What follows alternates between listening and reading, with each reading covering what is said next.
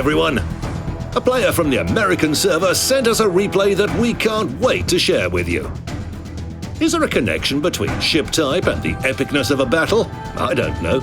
Today's hero, Rhino Mark II, appeared on the Two Brothers map aboard Montana. As often happens with battleships, 2 minutes in, and Montana was already on fire. But such a trivial thing couldn't distract her from her core mission. Someone's got to deal damage, the rest is unimportant. It's common knowledge that the best ally of any ship, a smokescreen, is unavailable for battleships.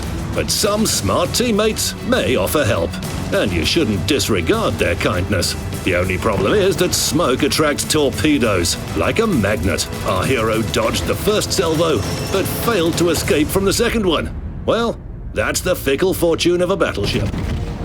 But no time to whine. Let's get back to the key mission of our heavyweight wrestler. There's firing, and then there's firing. Look how thoroughly Montana picks her targets. In a crowd of enemies, her Hawkeye spots those who have exposed their side, and here's the reward for this: 59,200 damage, 3 Citadel hits in 1 salvo. Can I watch that again?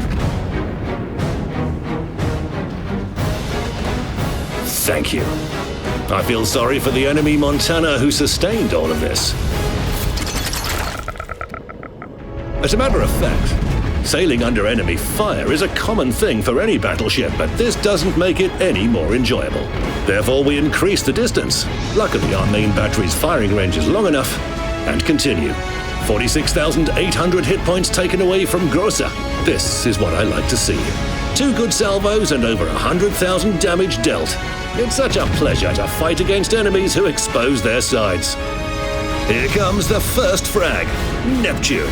Well, I believe the god of the sea has only himself to blame. So, 8 minutes into the battle, our hero has already earned the high caliber award, and it's well deserved. At this moment, many would say it's a victory. 3 bases are ours. The enemies are trembling with fear in the corner, and nothing can prevent our team from crushing the Reds like a bunch of cockroaches. However, Montana was left alone on her flank, accompanied only by a destroyer. The wake-up call was a torpedo from Akatsuki. Then our hero stood all alone on this flank.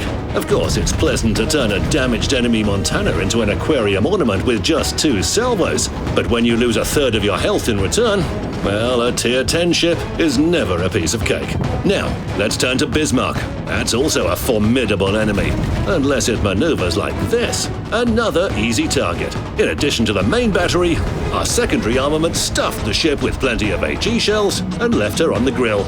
And now our hero is 1 versus 3. It's high time we put on our thinking hat. Yes, we lead by points, but we're already losing key area B, and the enemy team has a destroyer. If the enemies split their forces, they'll manage to capture the other 2 bases in the remaining 7.5 minutes. That's why playing hide-and-seek isn't a good idea. We need another way to stall for time, so our hero heads to capture key area D. Of course, Friedrich der Grosse is already there. Well, we have an equal amount of HP, so let's fight. I didn't see that coming.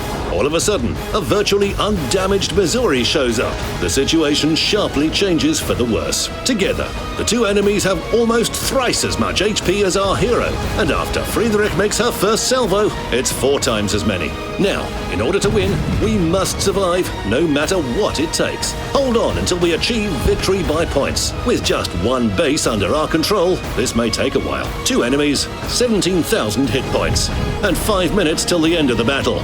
A salvo at Missouri from bow turrets, 40,500. The return fire from her takes away almost 20,000. Making a turn and firing from rear guns, Missouri's gone. Now there's some hope of saving the battle. Meanwhile, AP and HE shells are already incoming from Grosser. Fire alarm. The damage control party is still cooling down, and our hero has less than 6,000 HP.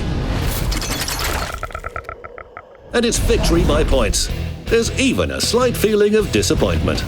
It ended at the most interesting part, however, the plan was correct. Rhino did all right. Of course, I wish we could see how our hero would have dealt with Grosser. But we don't do guesswork. We deal with the facts.